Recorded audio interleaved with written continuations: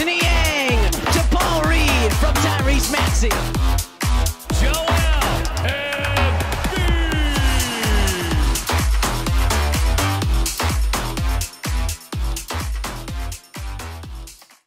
What's up, everyone? Welcome back to another episode of the Pick Swap podcast. It is the Monday after daylight savings, so a little bit groggy day for us here, but it's Sean and I back in the lab. Sean, how you doing, brother? Yeah, man. Sixers are cruising. We got March Madness coming this week, the best time of the entire year for basketball. Got some awesome content coming for that too. So overall, the vibes are high. The basketball world is rolling, and couldn't be happier. Yeah, absolutely. I love this time of year. A lot of people complain about the time change, but I really enjoy it. I'm looking out my window right now. It's 7 o'clock. Still light outside. You're pro time change? I'm pro for sure. I mean, Wow. If we could keep it like at this time all year round and not do the one to push the hour back, I'm all in for that. But absolutely, springtime comes around. I want it to be lighter later. I want it to be warm. I'm so ready for this. You're anti-time change? I'm anti-time change. So I'm never a mornings person. I'm not good at getting up early, and when it's dark, it's just straight up impossible. So I'm like this morning waking up, it was brutal. Like it was still basically dark out. It's like why do we got to do this? And it's just it doesn't compute in my brain. I get the farmers, I get the whole whatever, but why do we got to just move the clocks around? Let's just keep the time the way it is. Yeah, I can empathize with you there. I definitely understand it. And I felt it way more today than yesterday. I mean, as you can see, my window doesn't even look outside. So I don't really have a trouble with the darkness in the morning. So I can see where you're coming from there, but it doesn't affect me too much. I'm a morning guy. So a little bit of difference. But to go into the Sixers, we spent some time, this is what we do, a little banter at the beginning here. But Sixers, 2 more good wins, 5 in a row here, beating Portland the other night, and then just beating up on a pretty bad Wizards team last night as well. So just, kind of walk me through. We're seeing an MVP resurgence with Embiid. So just before we get into each game specifically, what are you seeing from this team right now that's making them successful? Yeah, they're the comeback kids, man. It feels like clockwork. This team is just scrapping out double-digit victories. And like that Trailblazers game, and I want to hear your whole take on it because, James, you were at that game, and I want to hear your firsthand account of seeing that all live go down. But, they were down 15 straight through for that whole game. And it's still – I think just now I'm starting to reach the point where I'm like, I'm not counting this team out. They still got a chance. And I felt like the opposite of that for Sixers. I'm most of the time feeling like when they're up 15, it's like, oh gosh. Now it's like they're down 15. I'm like, we're still all right. They still got a chance in this one, and they just keep doing it on a night in, night out. And then that Wizards victory, to me, that's a big deal too, because I like to see them just take care of business, beat the teams they're supposed to. And that was a game that was really never in doubt, even though they kind of snuck back in it a couple times. It was never a game that was kind of teetering on the edge of the Wizards gaining control. So that to me is also a sign of a good team, is just winning the games that you're supposed to in the way you're supposed to. And that's how I felt that one went too. Yeah, absolutely. We've seen the Sixers lose to the Wizards this year, even on the back of a huge Embiid performance. So it's not unlike them to lose a game on a Sunday night like that after following a couple great wins. That's kind of the things we've gotten used to watching this team over the last, 5 years or so. And they really have been able, Embiid didn't have to play the fourth quarter again. It's all little things like that where you look back and it's that's going to be huge down the stretch. Everyone's healthy. Embiid mentioned it last night. Being a healthy team is huge. Getting into this rhythm, it looks like their confidence is really fully there. I don't know if that's a Harden thing. I don't know if that's Embiid being healthy thing. I don't know if I feel like we say this every year, but on paper, this seems to be the most complete team that they've had in a while. So maybe it's a combination of all the things. I don't know what Doc is cooking up in there, but it seems like he's actually been doing a really good job. So props to him. He hasn't done the starting lineup change too much that he mentioned before.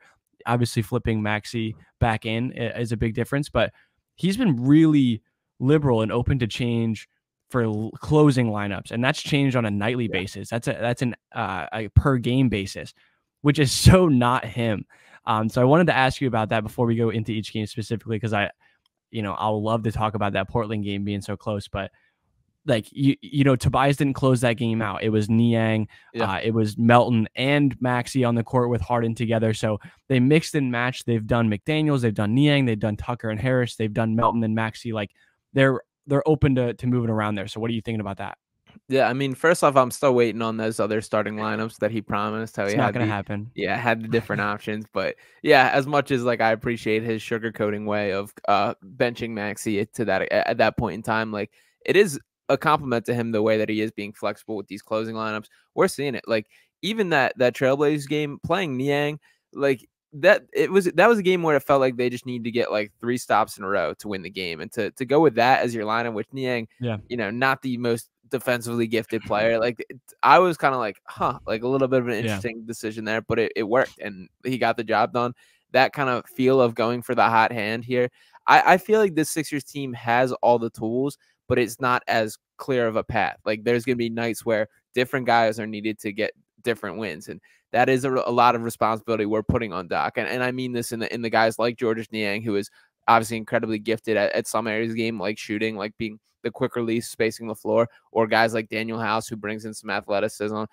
All these just kind of like niche players that have their things they're good at. It's now on Doc to kind of cook it up and make it work, and he has been lately. To his credit, we are seeing the Daniel House resurgence too. I'm pretty shocked by that. So yeah, it is a credit to Doc for being flexible. Tobias is no longer a lock to be in the closing lineup, which I think is a big step and something that I'm a little surprised to see it. So I'm pretty happy with him, pretty happy with the decisions, and it is a testament to this team that I guess they're maybe a little deeper than they've been given credit.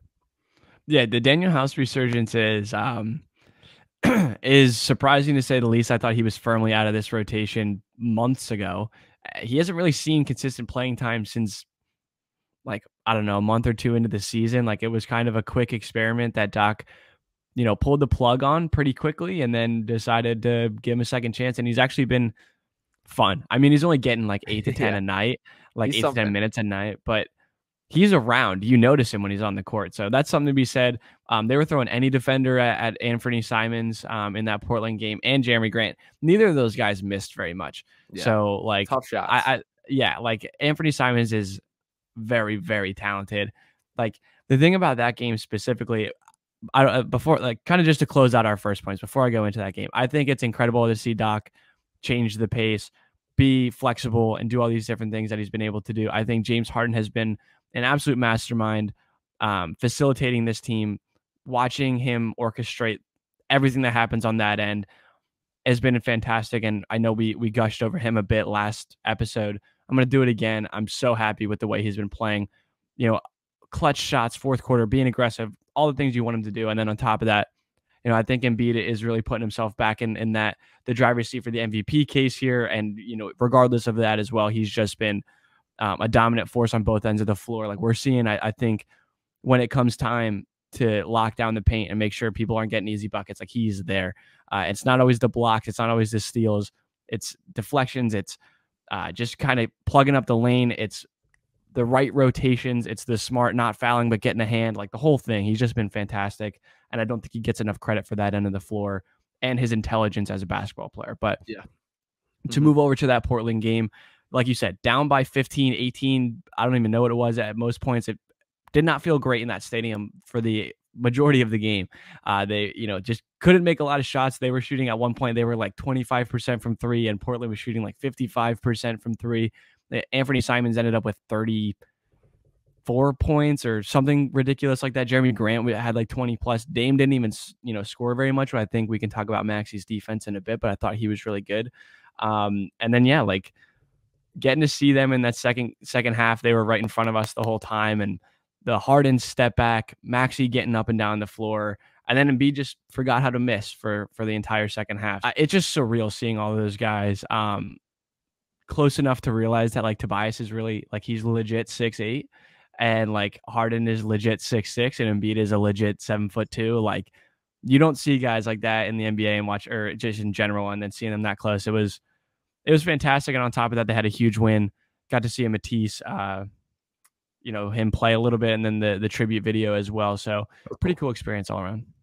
Yeah, happy to see Matisse get the tribute video. That was nice, and all good feelings. I was happy the reception for him. I kind of get struck by that too when I've had the chances to go in the interviews and stuff. Like Georges Niang's been a guy who I like have gotten a chance to interview and talk to, and that's been like this guy looks like not big out there, and like standing next to me, I'm like, geez, like these are real deal, Yeah. huge human being. So yeah, it is kind of crazy when you kind of get to see him firsthand like that. That Trailblaze game, I had a little bit of a different experience with.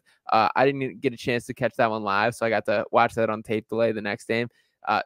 So it's always a little bit of like a different experience, especially when I'm always score checking, seeing Twitter as the game's actually happening. Yeah. So got to watch that, and I had the same kind of feeling of like, well, they're not out of this, they're only down, and then watching it back, I don't think I got the same thrill by kind of knowing what the result is. But you kind of touched on it a little earlier, and one of my top takeaways from watching it was the defense of Tyrese Maxey, I think, has gotten significantly better than it was early on in the year, and definitely from last year, the last 2 years. Like, this has been a serious weak point of his game, of him not being able to hold up defensively. I get Simons did some damage in the box score, but I thought Maxey made him work. I thought he's fighting much harder. I think he's playing. There was one play where he almost picked off the pass, and then it went off I forget who it was, but it hit off him after Maxey got the tip. Sixers got the ball. Like, him just kind of making plays and competing on that side of the ball is a big deal to this team. And if he can be at least a neutral defender, he doesn't even have to be like a stud defender, but if he can just be a passable NBA defender, that really changes like his ceiling as a player, I feel. So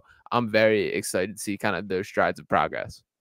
Yeah, I thought he was fantastic in that game. And I know, like you said, I was talking about it with a coworker the other day, and they're like, Simons had 34. Like, what do you mean? And I was like, dude, you got to watch.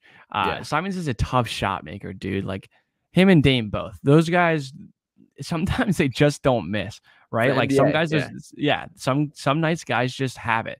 And Simons had it in that night, and he did a lot of damage. But, like, Maxey was everywhere, and he was flying around the court. Like, it's nice to see him open up and use that athleticism and the quickness on the defensive end, because it can really be a weapon for him. He was able to slip around screens, fight over defenders or offensive players, and continue playing defense on Simons. And, he's never going to be a lockdown defender, right? Like, he's just physically not capable of dominating on that side of the floor, and that's fine. But he's got to go to the Kyle Lowry school of being annoying as shit, find ways to piss people off, get under people's skin, and use what you do have, which is quickness, intuition, and just a high IQ, which he proved that a lot in that game. Love watching him play, man. He didn't have a huge offensive night there, but the ball swings to him and I'm happy, right? Like, I feel like with him, it's anytime the ball's in his hands and he's attacking downhill or even catching and shooting a three, very happy with his production on both ends. And, defensively, if he can take that stride, which is probably a challenge that this coaching staff is giving him, it'll be huge for not only him, but for the rest of the team as well.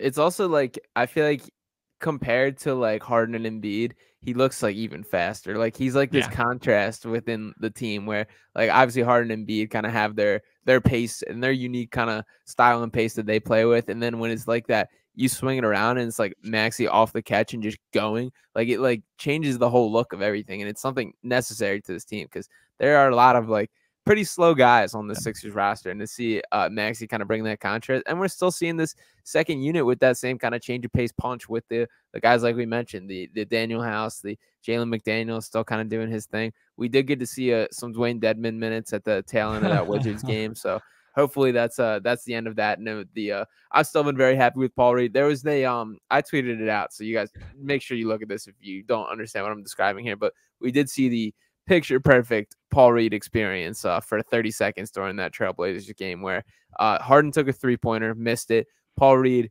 wrestles the offensive rebound out of, I believe it was Jeremy Grant's hand, goes up for the putback, misses it, gets the own offensive rebound again, drives in, does like a crazy like flying, try and reverse finish it, misses it again. It gets wrapped up with Drew Eubanks, who throws it off him, and the Trailblazers end up pushing down, and then he goes and blocks the shot down the other end. So I was like, that truly is the Paul Reed experience. It is all madness. It is something to watch, but for the most part, it is effective. So I've still been happy with the minutes we've been seeing from Paul. Doc's been giving him a little bit of flowers too in the media sessions, which has been nice to see. So yeah, I'm still hopeful that is the path from here on out, even though I will say Dwayne Dedmon did look okay in his few minutes. Yeah, but he looked like an old man. Like it's very much exactly what you expect from him. Jaden Springer looked good. I thought Jaden Springer looked good in the last couple minutes last night. He had a nice pass to Dwayne Dedmon. He had a really nice a couple defensive possessions where he looked really good. And I know that's where they've said he's really like, that's his forte is on the defensive end and being a really good strong defender on that end. So maybe he'll make his mark there. But I thought he looked good. I'm good with probably never seeing Dwayne Dedmon active again, unless it means the Sixers are up by 20 in the fourth quarter of a game in the middle of March. I think if that happens again, maybe it'll be appropriate to see him, but we got to see what we needed to. But yesterday, to kind of go into that game, if you want to, talk about it, we had not not a ton to talk about. I thought it was a pretty run of the mill standard game. The Sixers took care of business, ended up beating them by like 15 plus. So, just run me through it. What'd you see, even though it was kind of a, Sunday night game in the middle of, everyone's worried about the NCAA tournament and all the other things that are going on. The Sixers got the late night win. Yeah, I don't have any too many hard hitting takes for that one either. It was they took care of business, did their job, won the game in the way that they were supposed to. Joel not having to play the fourth is a big deal. That's something that wear and tear, just kind of avoiding that a little bit. That pays off in the long haul, especially as we inch closer to playoffs. It is still nice to get a look at these bottom of the bench guys, even though we're probably not going to see them for the rest of the season and definitely not in playoffs. But it's still good to at least kind of see what they can do at the NBA level. I agree. I think Jaden Springer looked awesome, and that's something I'm excited about. I think we flash forward to, I don't know, like 2026, 2027, and maybe he's ready to crack a lineup. But no, I liked what I saw from Springer.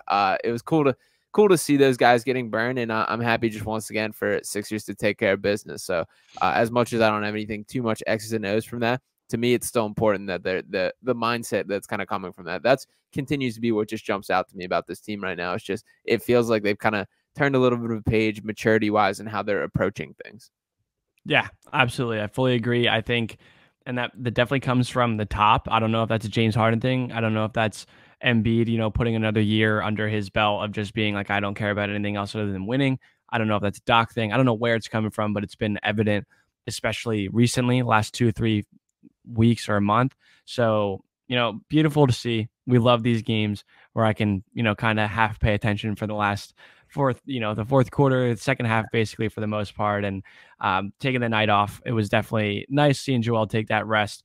They got a busy week ahead of them. They got a lot of tough stretch of games here. Again, we kind of had a little bit of a lull in this second half schedule, but they go back into some tougher play for here on out, which I think is good. A nice ramp up for the postseason as they, they're in the mix. They're in the top 3. They're still third right now, but the lead in front of the Cavaliers is growing. They have a chance to extend it when they play the Cavs this week. And then they also, are kind of creeping up a game and a half back of Boston at the 2 right now. And then they're like 2 games behind Milwaukee at 1, right? If I'm not mistaken. Yep. Yeah, no, you're good with all that. And they kind of have their last kind of, I don't even want to say easy stretch, but they play the Pacers and the Hornets again, play the Cavs. It'll be tomorrow at this point. So that's kind of their last stretch. Cavs are a good team, so I won't call that winnable, but that is still winnable for sure. But got to win that one as far as standings. That one could come into play. The Hornets and Pacers, you got to take care of business. And there is the matchup approaching with another throwdown with the Denver Nuggets, which is one that I think is going to be watched under a microscope by every MVP voter and NBA fan across the country. So I'm excited for that as well. Embiid getting a chance to kind of push back and make another statement as he did the first time that these two faced off. And I definitely feel like there has been a swing of momentum for the Joel Embiid MVP. The odds are kind of reflecting that too. Jokic still the heavy favorite, but Embiid's odds have shrunk by almost 2/3. I think he was at like plus 650 as of last week. He's down in the plus 230 at this point from on DraftKings, that is. So you see the odds kind of representing that. I feel like the perception is right there with it. And I do think Joel is back in the running, as much as I kind of thought it was over for a minute. Yeah, absolutely. I think this week was huge for him. Won another Eastern Conference Player of the Month, 3rd of the year for him. If you think about it, they've only been playing basketball for, I guess, 5 months, which is 7 months. I think it was Player of the Week award he won this week, but he didn't win Player of the Month. I thought he won Player of the Month for, I guess it's the middle of March, so that probably wouldn't make too much sense now, would it? Yeah, I'm pretty sure this was a Player of the Week thing, but either way, he's racking them up for sure. Yeah, so he's been fantastic. I mean, think about it. Just this past week, you're looking at he's leading the league in scoring, and that lead is growing. And then you have iconic performance, like you have everything that's building up to a MVP victory. Obviously, leading the league in scoring, fantastic defensive player, all-star starter. Even though it took a little bit to get there, he did start. And then you have iconic performances against the other best teams and best players in the league, and he's proved it up and down. So we did this last time. We'll leave this one for a later conversation, but he's absolutely firmly in that mix. And from what I've seen and heard, the Jokic side of things are like losing it right now. Like watching them scramble to try to make shit up to make it seem like it's not falling, like slipping through his hands is hilarious to me. And on top of that, Jokic genuinely does not care. So, and they're trying to use that as a reason why he should win. Cause he's like, look, he's so good and he doesn't care. So that's that's something I've never seen before. So it's been interesting to watch this all kind of play out. Yeah, we're definitely seeing social media be flooded with the Jokic just being gone around like traffic cones on just an every play basis. He's probably playing his worst stretch of the season so far, which is perfect timing for Joel to capitalize as he continues to just heat up. And one note that I think should be made that I think gets lost in things is there's a lot of the attention to the Nuggets being the top seed in the West, as rightfully so, that they've earned that. They've won one more game than the Sixers. The Nuggets are 46-22. The Sixers are 45-22. So while, yes, they have the top seed in the West, they've won one more game than the Sixers. So there isn't this drastic gap in results. The East is just the tougher conference right now. And, I feel like that should not be lost as much as like, yes, props for being the top seed. But if you're in the Eastern Conference, it's kind of the same deal. So take that with a little bit more of a grain of salt than I think it has been taken. Yeah, definitely. That's all something to consider. These things will play out over the next month and a half, so we won't have to worry about it too much, but what we can do is worry about what the playoff rotation might look like. And I know that was a discussion you and I wanted to have, so we will get into that. Obviously, we looked at a couple different games here. We saw the Sixers have to come back and shorten their bench a little bit and play a lot of minutes with the starters. You see the other side of the coin there last night where they're blowing a team out. Last couple of minutes is garbage time, and some of the later guys down the bench get some minutes. So kind of go through with me here what you're thinking for playoff rotation. You're going to go through all the guys that are kind of on the fringe. Yeah, so I guess to kick things off with, do you have kind of a feel for how deep you want Doc Rivers to go in a playoff rotation, James? Again, I think it's going to be really situational. We're looking at what he's been able to do, and that's the cliche, like just bailout answer, definitely. But I would say probably 9 is where you're looking. I think that there's 10 guys or 11 guys even that could be part of a rotation, but it's probably going to be 9, like pretty firmly, game by game. Yeah, I think that's pretty fair. And so we'll go through. Obviously, we got the starters who I think we can lock this in as the everyday starting lineup, and that's Tyrese Maxey, James Harden, Tobias Harris, PJ Tucker, and Joel Embiid. No doubts about that. And those are kind of the 5 core guys. When looking at the guarantees on the bench, these are the guys that I think are for sure every game will be played. And I want to hear your thoughts on these 3 here. And that's D'Anthony Melton, obviously, Jalen McDaniels, and Paul Reed. Is there any doubts about any of those 3, or do you think any of them could see their minutes shrink? No, I think definitely good. I hope McDaniels plays more. Yeah. So, and then so I think those 8 are kind of the locks. And then this is where things get a little bit interesting with this. So I guess we can go one by one through here. And this, we'll start out with Daniel House, who, as we mentioned, is on the resurgence. Do you think he's earned himself a steady playoff role? I don't know if I'd say steady, but it's definitely one where I think if things are going a certain direction and you need more wing play, you need more athleticism, and you need I like what they've done with him is just like he's only on the court if Harden's on the court. Like that's really kind of down the middle what it should be. He's only ever going to be effective if he's playing alongside James Harden, which is fine. He knows how to play with him. He knows what what Harden wants. It's all fine. But I think that's going to be pretty strict. So if you really have a game where it calls for a little bit deeper on the wing side and you need a little bit more shooting or spacing, need the athleticism, maybe you call on Daniel House. But I'd be really surprised if he was like steadily getting the same amount of minutes every game and like being a part of that playoff rotation. He's a guy that's definitely on the fringe that like game by game basis, he might have to be a guy you call on. Definitely should stay ready, but I don't see him being steadily a part of that. Yeah, I'm trying to not make this come off meaner than I actually mean it, because everything I like run through my brain here has come off kind of harsh. But I guess what I get stuck on with Daniel House, like what is his like skill, or what is his like defining why he needs to be on the court? Like And that, I guess I'm a little lost. Like, I don't think he's an overly positive defender. He's definitely athletic, but he's not necessarily like athletic in the most useful way. Like, he'll go up and try and yam a dunk and go up for a crazy lob, but I don't think, and he runs fast, runs hard, jumps, but like it doesn't always convert to basketball in the way that I think I would like to see a little bit more. I do like him in kind of that like running gun kind of like second unit if they want to roll that, and that's with like McDaniels on the court, Paul Reed on the court, something along that unit. I think he could be effective in. This also sounds crazy to me. I apologize, Danny House. This all sounds worse than I mean it, but he reminds me a little bit of like from Ice Age, like the squirrel that just like runs. Like he just like, I feel like that's my takeaway when I watch Daniel House is he's just flying up and down the court with like not too much rhyme or reason or really why. Sometimes it works, sometimes he doesn't, and like I feel like I end up shaking my head a decent bit watching him. Yeah.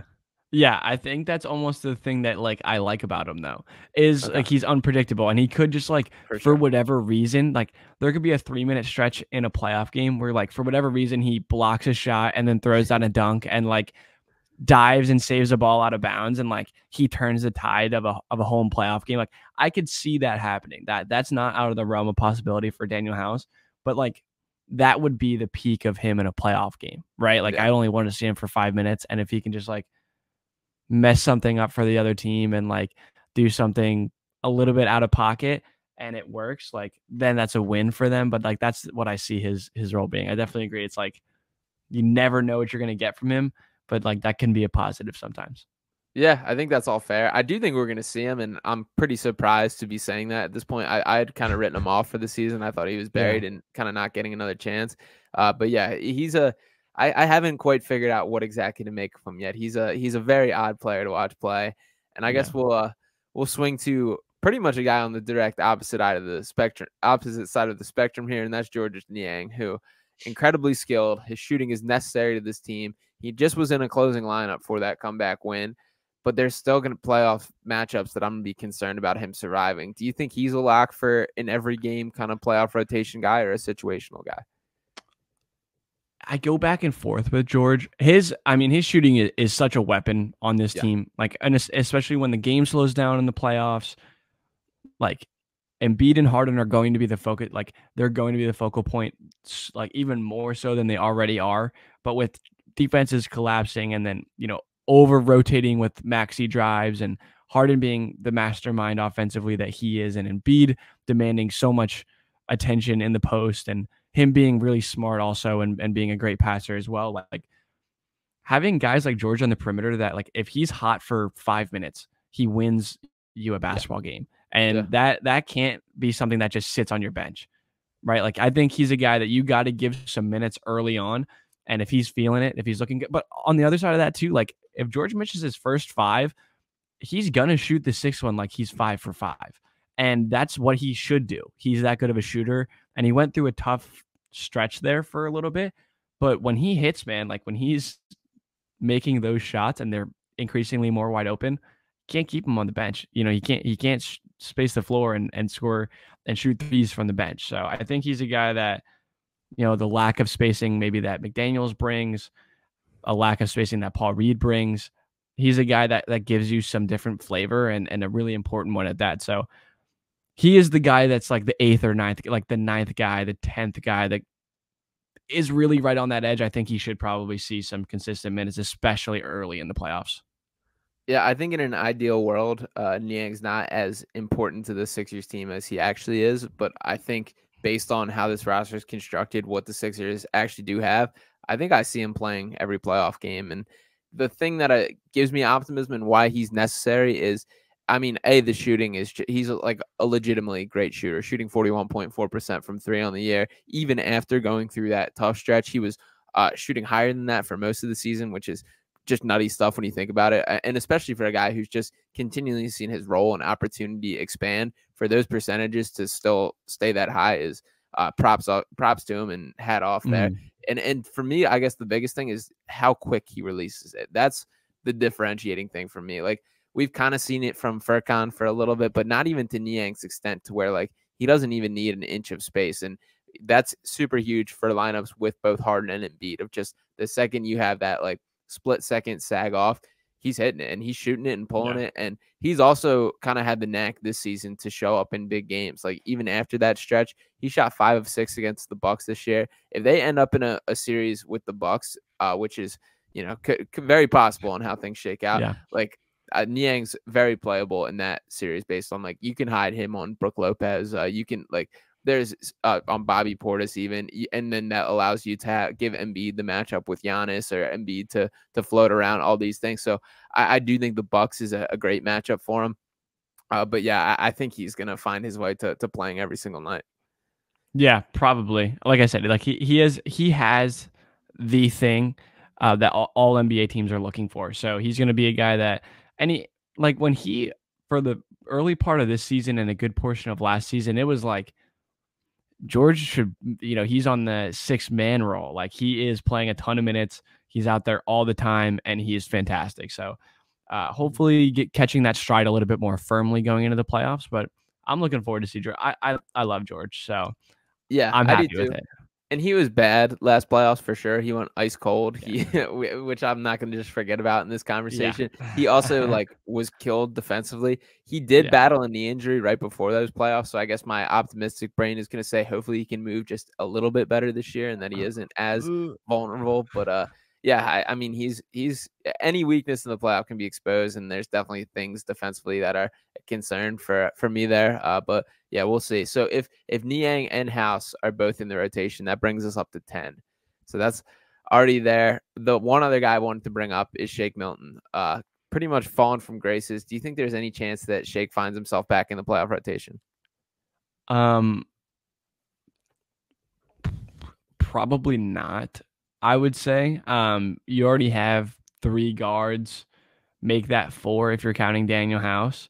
And Shake really is only effective with the ball in his hands. So probably not, I would say. Again, looking when we first started talking about this, it's going to be a situational thing. Like if Daniel House just starts looking terrible, we cannot go to this guy at all, which is possible. Yeah, definitely possible. It's happened this year already. So if it happened once, it could definitely happen again. And if you're looking down the bench, you're we need someone to step in right now. Shake has proven that he's done it before. He had, huge playoff games in the past. He could definitely do it. It's just a lack of consistency with him. And I don't, again, I like Shake. I think that he brings something different to the table, and he's a guy that can definitely play rotational minutes throughout the regular season. But these lineups do get cut down. These rotations do get cut down. And I just don't think that he keeps up all that well defensively, and offensively, he's not as efficient and pure of a scorer as we always hoped he would be. So, yeah, Shake's probably on the outs, which is unfortunate for him. But he's a guy that, if it ever comes down to it and you need somebody, I do think he has, he definitely has some in the tank that he could work with, but definitely on the outs as of right now. Yeah, I'm surprised, but I agree. I kind of expected him to be a playoff rotation guy, heading into the year and throughout most of the season. But yeah, I don't really see him playing. I think the way they're staggering the rotations now, which is how it should be with the James Harden and Joel staying on the court the whole time. Add in Maxey to that equation, who sometimes plays with Harden, and then DeAnthony Melton, who's been terrific and is very necessary to this team because he's him and Harden, I will give credit, rebound better than their size and their position, which is especially necessary on a team where Joel has just decided to stop rebounding for some reason. We can touch on that real quick. Yeah. What is up with that? It feels like he just doesn't. He doesn't want to do it anymore. He just, for all the things that it does well, it is strange. His rebounds per game is slipped by over 2 per game for this year. It's bad. Yeah. So yeah, gotta hope it changes in the playoffs though, right? You gotta think that he's going to be grabbing 10 to 15 a night in the playoffs. Because we've still seen the games this year where he'll grab 20 or he'll grab 17. Yeah, against the Bucks he did. Yeah, against the Bucks he did. Some of it, it's got to be somewhat of an effort. He just doesn't care. Yeah, he doesn't care. Yeah, but so hopefully that changes and this isn't a concern. But I think DeAnthony Melton is very necessary because he's a guy who will go up and get a rebound and do that kind of thing. So all this kind of points to Shake being on the outskirts, and a little bit surprised. I have no idea what the future of Shake Milton kind of holds. I don't know if he's ever a rotation guy in a competitive. I feel like the ceiling for him has shrunk pretty drastically since what he once was. Yeah, go back and listen to the Pick Swap podcast episodes like 3 through 10. And we probably talked like about Shake like he was a starter. Okay, I think that was something we considered at one point. We were also talking ourselves into Al Horford at the time. So don't hate us for it. We Take said he was circumstance better. into account. A direct quote on this podcast is we said Shake Milton's better than Tyler Hero. I also said Furkan Korkmaz is better than Tyler. That's on my record like pretty strongly. Like Yeah. many times, like 5 or 6 times at least. I meant it when I said it. I'm not a Tyler So Hero guy, so I'm not rising to the defense of him by any means. But yeah, I don't think that one aged exactly how we hoped. probably not, but you live with it, right? Those are the ones I live with. I'm okay with being wrong on that one. Yeah, can't bat 1,000%. So it is what it is. Right. Yeah, but Oh man. I think that should just about do it for today. A little look at the playoff rotation there. So got a couple more games to close out this season, see what the Sixers team kind of has. The final stretch for playoff push, for MVP push, for everything else. So James, any final thoughts? Nah, man, we got what do we got? Cleveland. Is it tomorrow? Is Wednesday Wednesday, yeah. in Cleveland? Yes, I think so. I think I'm pretty sure it's in Cleveland, and then we have Friday. We have Charlotte. Mm-hmm. And in Indiana next, I'm pretty sure. So this is kind of their final break before they kind of go through the gauntlet to end things. So hopefully they can pick up a couple wins there. But yeah, overall, thank you guys for listening. Make sure to drop a like and subscribe if you haven't already. Me and James will get back with you next week after the madness of March kind of winds down and Sixers back in the forefront. So we will talk with you then.